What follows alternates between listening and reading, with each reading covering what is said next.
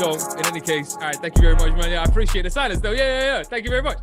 Just get hyped up because we know we're here for a new seminar. So it is Dr. E's Open Seminars. We're here for Open Seminar number 58, I want to say. We're 58. I think we're 58. Yeah, Open Seminar number 58. Y'all know what it is by now. Same time, same place. 7 p.m. GMT, 2 p.m. EST. Education for a new generation. We bring the kind of expertise you usually have to pay through the nose for to sit in those dry ass lecture theaters with those crusty old white men. But we bring you that, that real education. You know what I'm saying? That idealist education, the education you thought you were going to get when you went over there, but you ended up sitting in those like logic seminars, like bored out your mind. But in any case, I'm your boy. You know what I'm saying? I'm your boy, Dr. E, director and lead tutor at TBT. Philosopher extraordinaire, all those wonderful things right there. Y'all know me. That's your girl Tanzim. I don't know where you're gonna be actually after this. The great dictator Tanzim, of course, with her 3 wonderful dictator platforms. Yeah, you want to run us through this real quick? Take all the wealth and make it equal. Bing. Put everyone else before yourself. Bing. If you do not comply, you die. Nah. Most important one. What do you mean?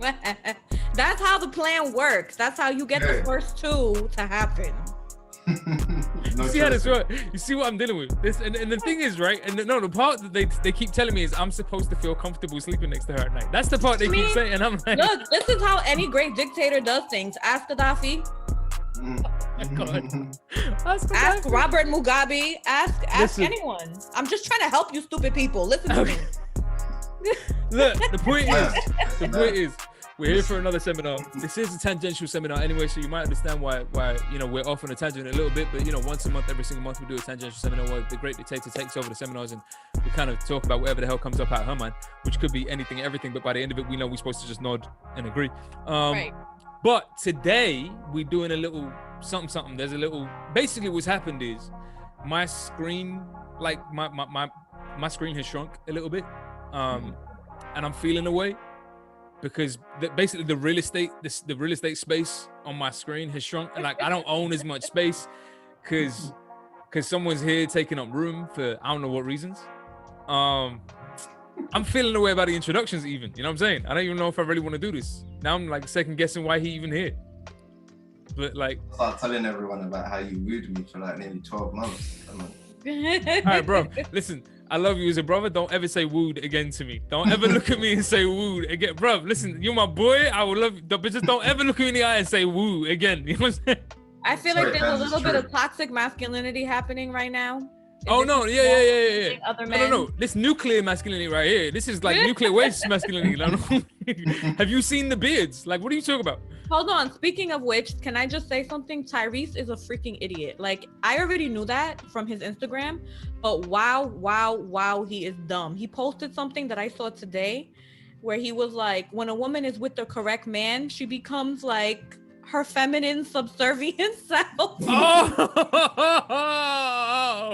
And he went into this thing. He was like, toxic masculinity is not real. All the alpha males need to step up, blah, blah, blah. It was like the biggest show of like insecurity I've ever seen. I feel like Tyrese is trolling Tyrese. All of Tyrese is like and the best part, a girl that I went to college with liked it. I was like, really? But of course she did.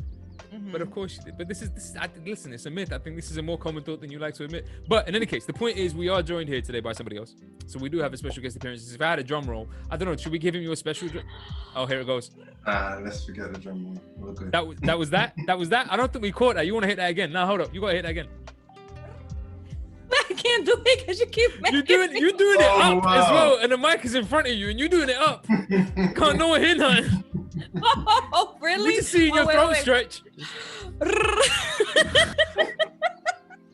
Some electronic drum beat, like what's going on? You know the Energizer Bunny just when it gets on ecstasy, like. I know. Listen. Stop making me laugh. No. We are here. Craig, the guest appearance. The producer, let's give him his proper respect, you know what I'm saying? The producer, this ain't no, anybody, you know what I'm saying, on my screen over here. The producer of the documentary, and more than one documentary if we're giving all his flowers, but the documentary we're going to be talking about today, The Spider's Web. The documentary I've seen mad times now. Did I see the original cut of that before y'all cut it down to like 1 hour 16? I swear I saw a 2.5 hour version. I think it was like 3. Yeah. 3 hour version. Yeah, I saw that. I think I've seen it too because I think you sent me the before it was like anything. Something, yeah, I remember with the original narrator.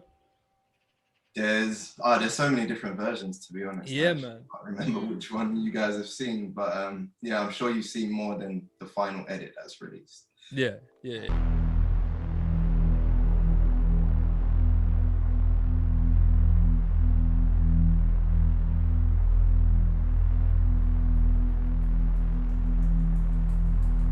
The author of a series of international media reports says he would welcome a debate with Cayman Finance Chair Tony Travers. Mr. Travers recently called Nicholas Jackson an imbecile with the understanding of an 11-year-old. There are always going to be the politics of envy. Politics of envy are exacerbated by imbeciles. He doesn't know what he's talking about. The reality is not what you believe, that your prime minister has the power to decide on the future of your country. The power is hidden here.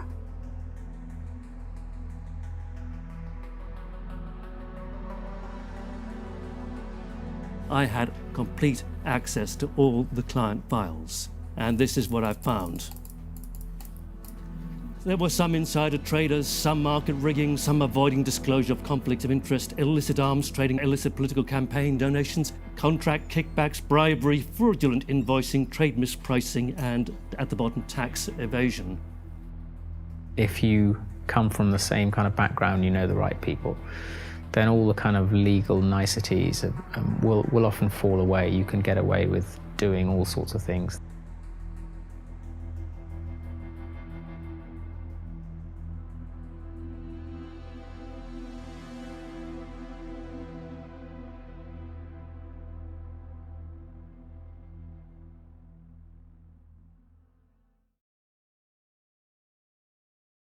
Yeah, I've definitely did. I feel like I have, but in any case, it was worth watching. If we're being real honest, I could watch it mad more times. We watched it again the other night, and I could watch it a few more times still. I really do. No, honest to God, man, like it's a real It's piece really of work. good. And I'm not just saying that because, like, so let's just be full transparency. Craig is my man. Like, we've known each other for mad years. Like, we've been friends since, I don't know, 15, 16. I don't know how many years now. 20 years. It's been ages, man. Long time. It's been a long time. You know, it gets past that point where you stop counting because it kind of reminds you of your age. So you just don't. Now we just friends at that point. You just don't Oh my count God, it. can we stop talking about age, please? See, Oh. that's my point. So in any case, point is, producer of this extraordinary documentary, and I feel like I kind of I want to do it as proper justice. But before we get into that, let's just throw out some numbers here. Is it me, or is there like some 4 million hits on YouTube on that thing? Is that me, or is it like somewhere in that number?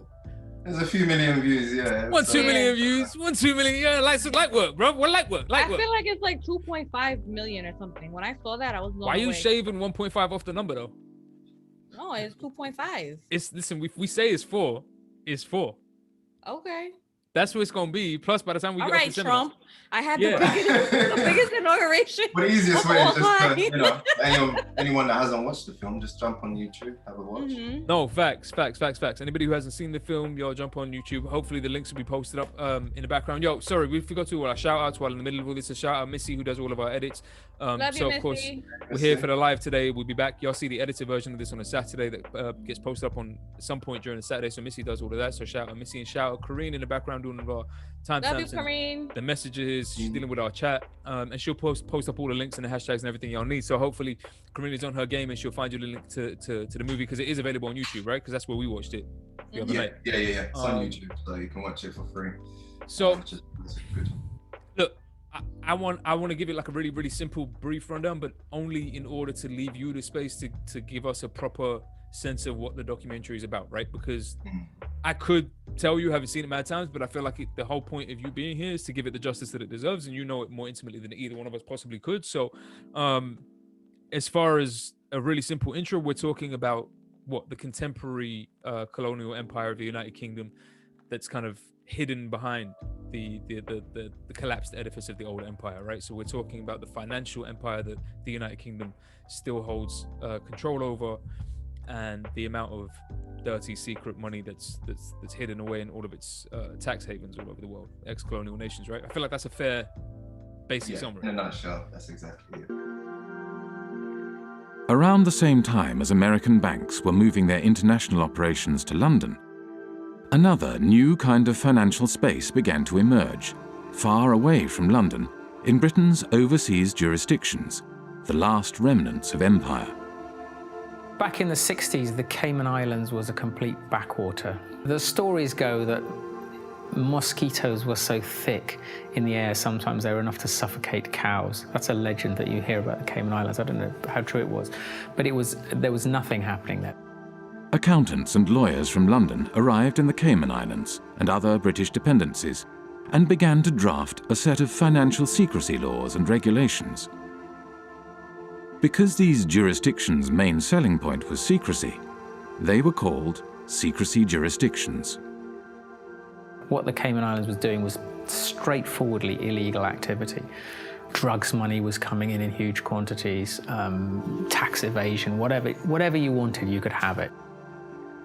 The Bank of England was observing the developments from London and noted in a report marked secret, dated 11th of April 1969, "We need to be quite sure that the possible proliferation of trust companies, banks, etc., which in most cases would be no more than brass plates manipulating assets outside the islands, does not get out of hand. There is, of course, no objection to their providing bolt holes for non-residents, but we need to be sure that in so doing, opportunities are not created for the transfer of UK capital to the non-sterling area outside UK rules."